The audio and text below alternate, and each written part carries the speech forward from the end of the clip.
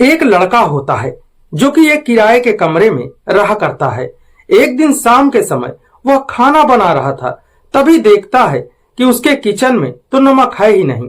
फिर वह लड़का सोचने लगा कि क्यों न अपनी मकान मालकिन से ही थोड़ा सा नमक मांग लिया जाए।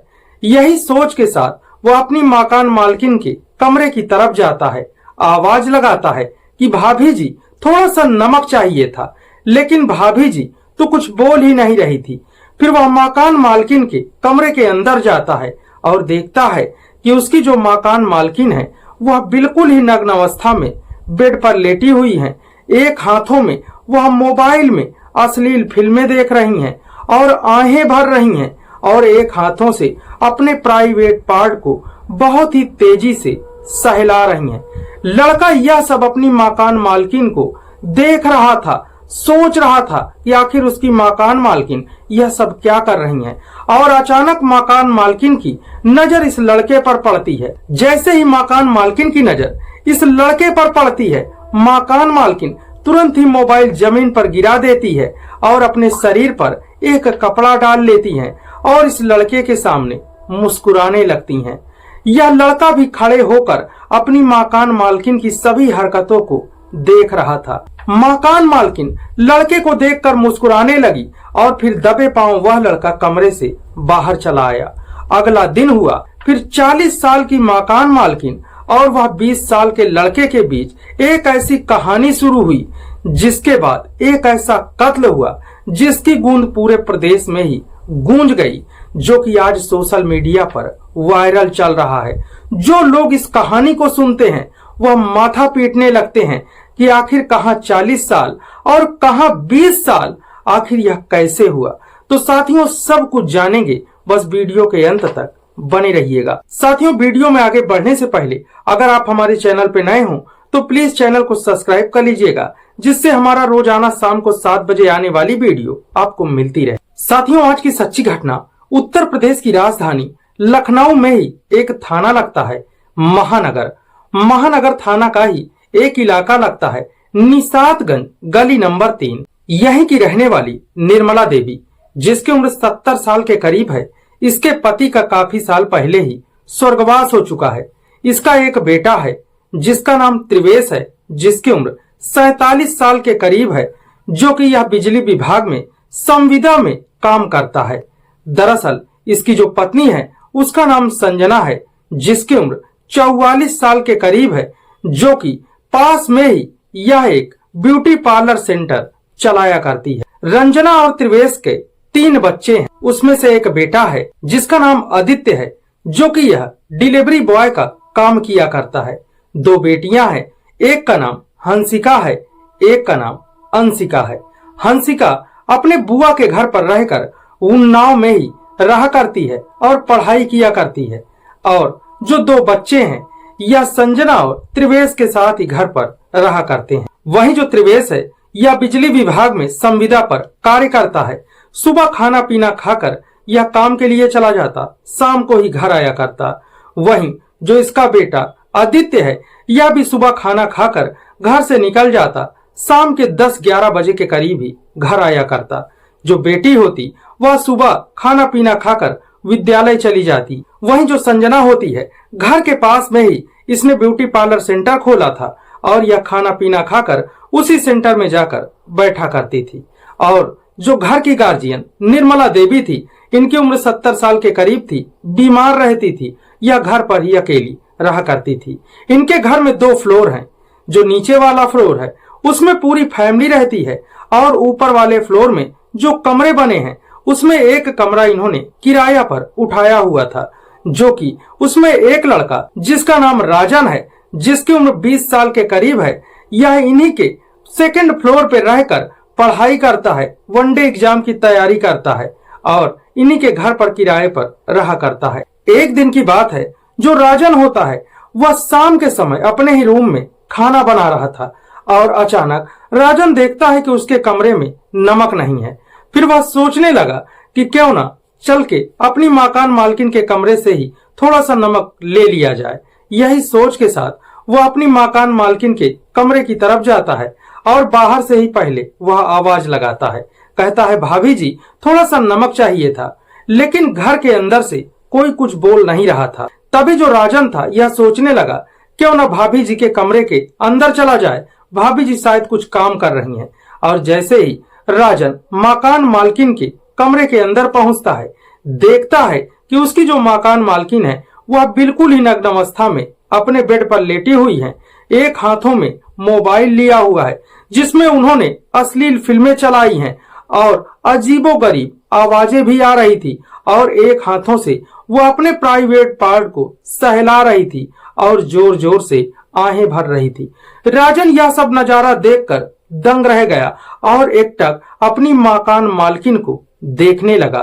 कुछ देर तक राजन वहीं खड़ा होकर सब कुछ नजारा देख रहा था। अचानक संजना की निगाहें राजन से टकरा गईं और जैसे ही संजना ने अपने किराएदार राजन को अपने कमरे में देखा और वह तुरंत ही मोबाइल नीचे गिरा देती है और अपने ऊपर एक चादर डालकर मुस्कुराने लगती है और राजन से पूछती है कि आखिर राजन, तुम्हें दरवाजा नॉक करना चाहिए था, आखिर तुम किस लिए मेरे कमरे में आए हो। इतना कहते ही जो राजन था वह कहने लगा कि भाभी जी, मैं खाना बना रहा था, नमक कम हो गया था, इसीलिए मैं नमक मांगने आया था। मैंने आवाजें दी थी लेकिन आपने सुनी नहीं, इसीलिए मैं अंदर आ गया, माफी चाहता हूँ।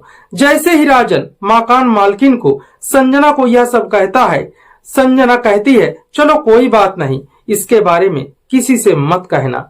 दरअसल इतना कहते ही संजना मुस्कुराने लगी और अर्धनग्न अवस्था में उठकर राजन को नमक देती है। राजन नमक लेकर अपने कमरे में चला जाता है। राजन कमरे में जाकर सोचने लगा कि आखिर मैंने अपनी 44 साल की मकान मालकिन को ऐसी अवस्था में देखा, ना ही उन्होंने मुझे डांटा, ना ही कमरे से बाहर जाने के लिए कहा, बल्कि वो मुस्कुरा रही थी। आखिर वह करना क्या चाहती हैं? दरअसल राजन जब से अपनी मकान मालकिन को ऐसी अवस्था में देखा था, वह पढ़ाई लिखाई सब छोड़ चुका था, बस उसी बारे में सोचने लगा। और फिर अगला दिन हुआ, राजन शाम के समय छत पर टहल रहा था। तभी जो संजना थी यह भी शाम के छत पर पहुंची और राजन से जाकर बातें करने लगी। राजन उस महिला को देखकर कुछ बोल ही नहीं पा रहा था, क्योंकि वह उसको ऐसी अवस्था में देख चुका था कि वह उससे कुछ बोलने की उसकी हिम्मत ही नहीं हो रही थी। लेकिन जो संजना थी वह राजन को देखकर मुस्कुराने लगी। धीरे धीरे जो राजन था वह भी संजना से बातचीत करने लगा। दोनों इधर उधर की बातें करने लगे। करते करते जो संजना होती वह राजन से बिल्कुल ही फ्रैंक हो गई। एक फ्रेंड की तरह वह सब कुछ उसके साथ शेयर करने लगी। अब साथियों, जैसे ही संजना का जो पति होता वह सुबह खाना पीना खाकर काम के सिलसिले से घर से बाहर चला जाता, बेटी विद्यालय चली जाती, जो बेटा था डिलीवरी बॉय का काम करता था वह भी सुबह चला जाता। घर पर जो संजना की बूढ़ी सास थी वह पूरा दिन अपने कमरे में ही लेटी रहा करती थी। घर पर कोई नहीं रहता और जो संजना ने ब्यूटी पार्लर खोल रखा था उसमें उसने 2 मजदूरों को, 2 लेडीजों को काम पर रखा हुआ था। सुबह यह खाना पीना खाकर जाती, दुकान खोलकर उन वर्करों को काम पर लगाकर फिर अपने घर चली आया करती और यहाँ आकर राजन के कमरे में जाती, पूरा दिन उसके साथ समय बिताती। एक दिन राजन और संजना दोनों बातें कर रहे थे। तभी राजन संजना से पूछने लगा कि भाभी जी, आप बुरा न माने तो मैं एक बात कहूँ। तभी संजना कहती है कि मैं बुरा नहीं मानूंगी, कहो। तभी वह कहता है कि मैंने जब से आपको उस अवस्था में देखा है मैं आपको भूल नहीं पा रहा हूँ। इतना सुनते ही वह मुस्कुराने लगी और उठकर वह राजन के कमरे का दरवाजा बंद कर दिया और एक एक करके अपने सारे कपड़े राजन के सामने खोलकर रख दिए और राजन से कहा कि अगर तुम्हें फिर से देखना है तो देख सकते हो। जैसे ही राजन के सामने संजना ने कपड़े निकाले, राजन तुरंत ही उसे अपने गले से लगा लेता है और दोनों के बीच में साथियों जिस्मानी संबंध बनना शुरू हो जाता है। इधर जो संजना थी मकान मालकिन, उसकी उम्र 44 साल के करीब थी। उसका जो बेटा था 20 साल का था, काम करता था। एक बेटी थी, वो भी 15 साल के करीब थी। एक और बेटी थी। साथियों जो संजना के बच्चे थे वह इस किराएदार के बेटे की तरह ही थे, उतनी ही उम्र के थे। लेकिन संजना इस 20 साल के लड़के के साथ उन सारी हदों को पार कर देती है और वह 20 साल का लड़का इस अपनी 44 साल की मकान मालकिन को इतना तृप्त करता है, इतने अच्छे तरीके से उसके साथ संबंध बनाता है कि उसकी सारी हसरतें उसी दिन पूरी हो जाती हैं। अब साथियों, जो संजना होती और जो राजन था, इन दोनों का अब रोज का हो गया था। दोस्तों, धीरे धीरे समय गुजरता है, दोनों के बीच में लगातार संबंध का सिलसिला चल रहा था। 44 साल की मकान मालकिन की सारी हसरतें पूरी हो रही थी, बराबर वह उस किराएदार को खर्च के लिए पैसे भी दे रही थी। लेकिन साथियों, एक दिन और संजना का बेटा जो कि डिलीवरी बॉय का कार्य करता था, वह दोपहर में ही घर आया। जैसे ही घर में पहुंचा, वह देखता है कि उसकी जो दादी निर्मला है, जिनकी उम्र 70 साल के करीब है, वह बेड के नीचे बेसुध हालत में लेटी हुई हैं और उनकी सांसें नहीं चल रही। आदित्य जैसे ही अपने दादी की ऐसी अवस्था को देखता है, वह बेहद ही घबरा जाता है और वह देखता है कि उसकी दादी की तो सांसें नहीं चल रही, वह कुछ बोल ही नहीं रही। वह अपनी माँ के मोबाइल में फोन लगाता है, लेकिन उसकी माँ के मोबाइल में फोन नहीं लगता।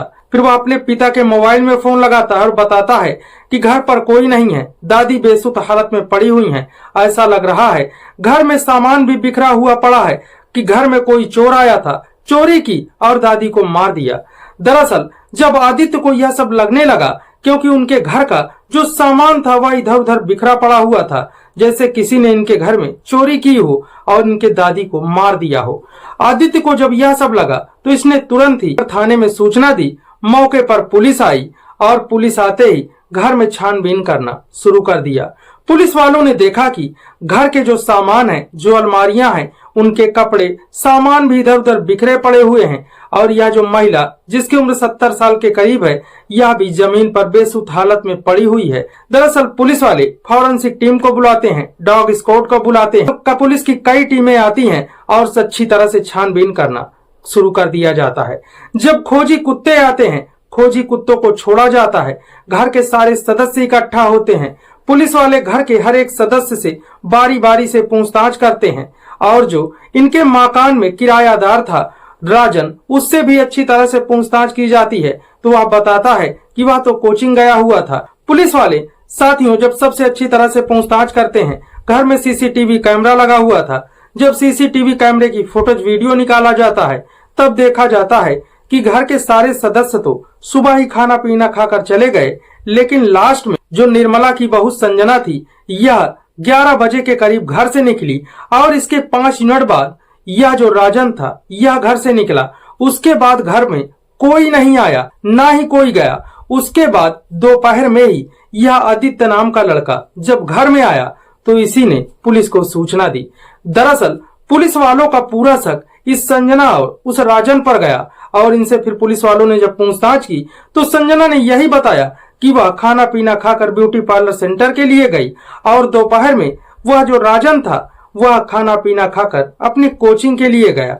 उन लोगों को कुछ नहीं मालूम। अब पुलिस को भी लगने लगा कि आखिर किसी ने चोरी की थी तो सीसीटीवी कैमरे में आना चाहिए, जब चोरी करके गया उसको भी आना चाहिए, लेकिन घर का सामान बिखरा पड़ा हुआ है, आखिर बात क्या है। दरअसल जब खोजी कुत्तों को घर से छोड़ा गया तो जो खोजी कुत्ते थे वह घर के चारों तरफ राउंड मारकर यहाँ जहाँ राजन खड़ा होता, राजन के पास जाकर भौंकने लगते।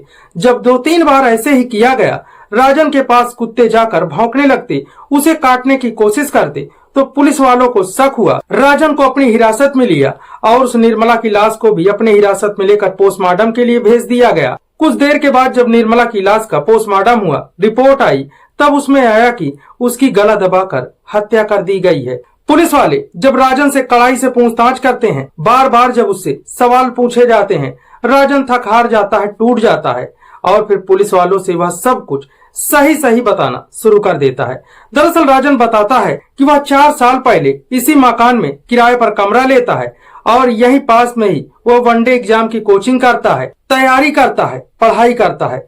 और एक दिन वह शाम के समय अपने कमरे में खाना बना रहा था।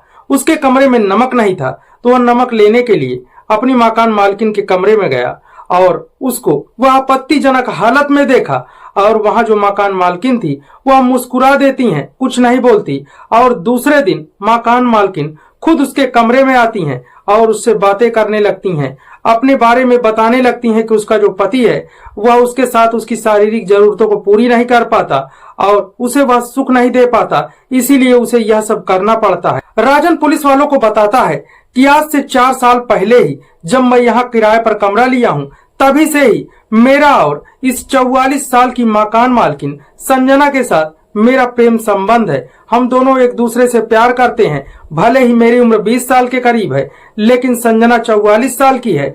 फिर भी हम दोनों एक दूसरे की जरूरतों को पूरी करते हैं और संजना भी जब तक मुझसे संबंध बना नहीं लेती वह कहती है कि उसे नींद नहीं आती। साथियों, जब राजन पुलिस वालों को बता देता है कि 4 सालों से मेरा और संजना का प्रेम प्रसंग चल रहा है, इसी के चलते हम लोगों ने ही मिलकर उस बूढ़ी महिला को मार दिया है। दरअसल पुलिस वाले इतना सुनते ही संजना को अपनी हिरासत में लेते हैं। संजना से भी पूछताछ करते हैं कि आखिर तुमने अपनी सास को क्यों मारा।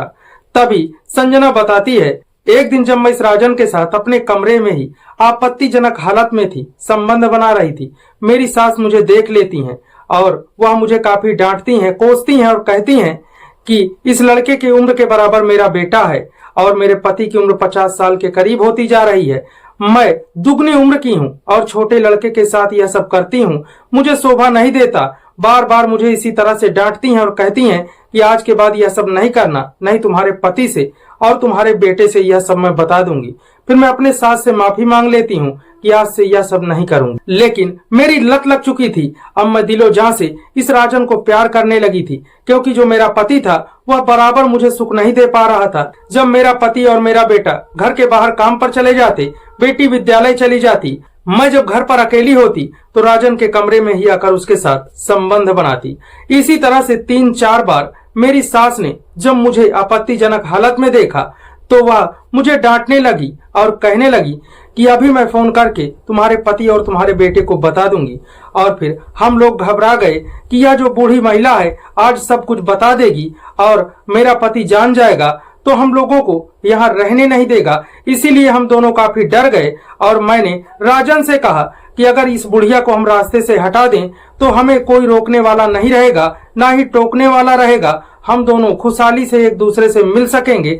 इसीलिए हम दोनों ने मिलकर इस बूढ़ी महिला का गला दबाकर इसकी हत्या कर दी। हत्या करने के बाद अलमारी खोलकर इधर उधर सामान फेंक दिया कि ऐसा लगे कि कोई चोर आया था, चोरी करने के बहाने घर में लूटपाट की और इस महिला को मारकर भाग गया। जब यह 44 साल की महिला संजना और वह 20 साल का किराएदार दोनों मिलकर पुलिस वालों को जब पूरे घटनाक्रम को बताते हैं कि किस तरह से दोनों ने अवैध संबंध के चलते इस बूढ़ी महिला को मौत के घाट उतार दिया, कि अगर इस महिला को हम रास्ते से हटा देंगे तो हमें कोई रोक टोक करने वाला नहीं होगा, ना ही हमें कोई पकड़ने वाला देखने वाला होगा और हम लोग खुशहाली से एक दूसरे से मिलते रहेंगे। किसी बात को किसी को पता ही नहीं चलेगा। लेकिन साथियों, यह लोग भूल जाते हैं कि क्रिमिनल कितना भी शातिर क्यों ना हो, कितनी बड़ी घटना क्यों ना अंजाम दे दे, लेकिन वह कुछ ना कुछ नुक्स जरूर छोड़ देता है जिससे वह पकड़ में आ ही जाता है। और फिर पुलिस वाले इनके बताए हुए बयान के आधार पर इन पर संबंधित धाराओं में मुकदमा दर्ज करते हैं और इनको न्यायिक हिरासत में भेज दिया जाता है।